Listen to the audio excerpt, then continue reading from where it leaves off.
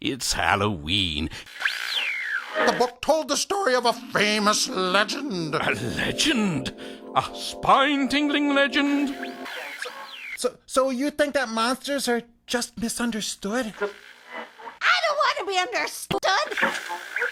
I like being a witch. The powers of nature conspire with me. Oh, there's a monster in here. Mommy! Ah, don't be such a big baby. Did you just call me a werewolf? Good afternoon, ladies and gentlemen, guys and ghouls. It's Halloween, and you're listening to WOOO. Welcome to our live broadcast of Spooks Today, hosted by yours truly, Orson Ghoul. Have you ever wondered what it is that goes bump in the night? What makes those spooky shadows on the wall? Is there really a monster in your closet? Well, we're here to keep all you spookaholics informed, aware, and up to date on the world of monsters, ghosts, and goblins. Tonight, the moon is full, the spooks are out, and anything can happen. Happy Halloween, and enjoy the show. You can't afford to miss it. As always, our show is produced and engineered by our own Miss Madge Mossvine, who also keeps us on our toes with her spine-tingling sound effects.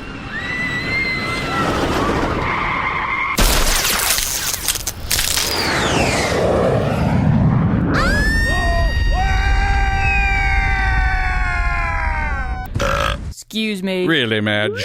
Charming woman. Gee, thanks. Before we begin our program, ladies and gents, the news with our talented reporter, Clarence Underwood. Thank you, Mr. Ghoul. Our latest breaking story is the ongoing werewolf sightings around the metro area. In the early hours of yesterday morning, a resident of Furry Lane reported seeing a large, scary animal rooting in her trash can. Mrs. Myrtle Fish says she's certain the creature was a werewolf. Well, see, it had hairs coming out of its nose and big fuzzy ears and a long snout. But it stood up like a person and it was wearing plaid pants and a geeky bow tie.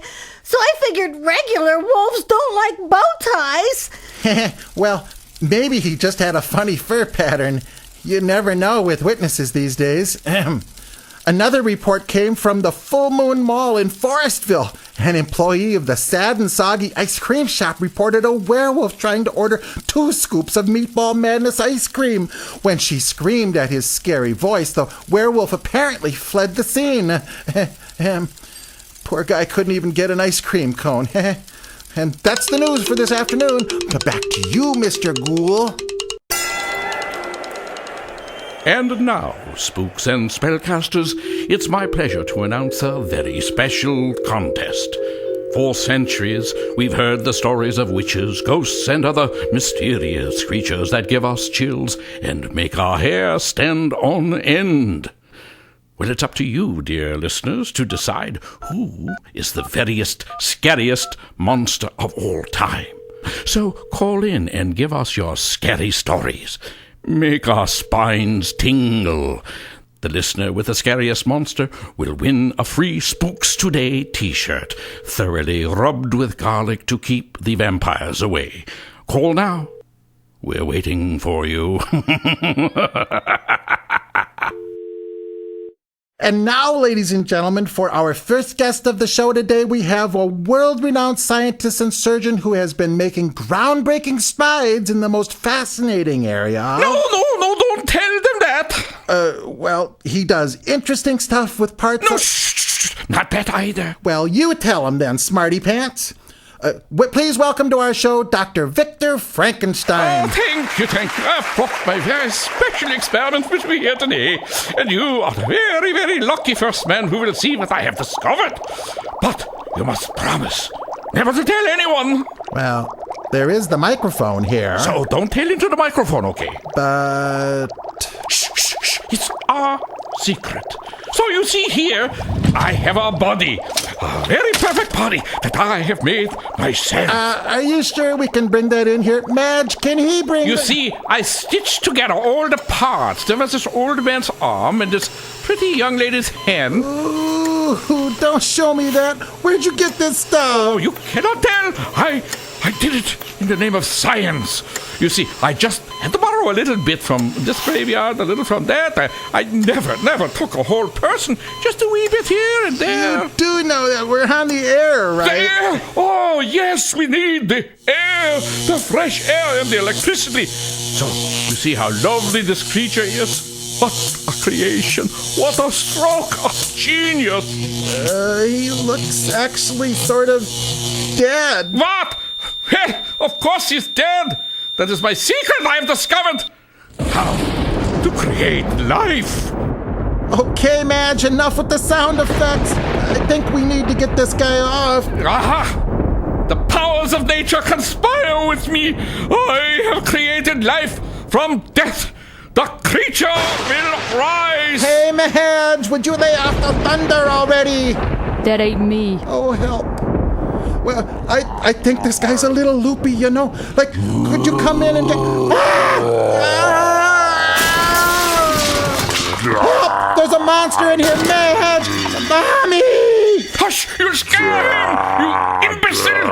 Oh, my beautiful creature! How magnificent you are! Come to Papa. What's going on in here? Now listen, Mr. Doctor. Oh, little baby! Where are you going? Come back! Come back! Well, good riddance. That guy didn't have any manners. Look at this place. I almost died! Ah, don't be such a big baby. Did you see that thing? Hey, Madge, are we still on the air? WOOO.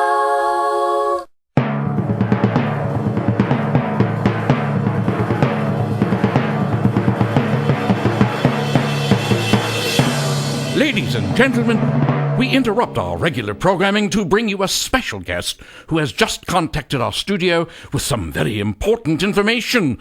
Dr. P.F. Stubblegrub is a professor of monsterology at the University of Mayhem, and he is the world's leading expert on creatures of the dark. Welcome to the show, Professor. Thank you, Orson. I felt the need to contact you regarding the unusual amount of werewolf activity we've been seeing in this area. It's rather spine-chilling, don't you think, Professor? Oh, without a doubt. But there is much more to the story that your listeners should be aware of. Please fill us in, Professor. You see, while I was digging through the history of spooks in this particular area, and believe me, there have been more spooks around here than a person might guess, I stumbled upon a huge old book. I have a big bruise now. Once I got up, I found that the book told the story of a famous legend. A legend? A spine-tingling legend? Do shut up and let me talk, Orson. This legend says that this very town is a sacred place to all werewolves. And when the full moon appears on a Halloween night, as it does this very night, werewolves from all over the countryside gather here in hordes, waves, and streams. We must expect many, many more to come. Then what? Then what? It didn't say anything about that. You see, a page was missing from that old book, so I never did find out why they gather or what they plan to do. Ah, so the mystery remains unsolved. Oh, thank you for your valuable insight, Professor. Certainly, Orson, and may I have one of those delightful T-shirts? Listeners, you've heard the warning. Be on the lookout. The moon is full, and the werewolves could be lurking in your very own backyard. And now, let's pause for a word from our sponsors.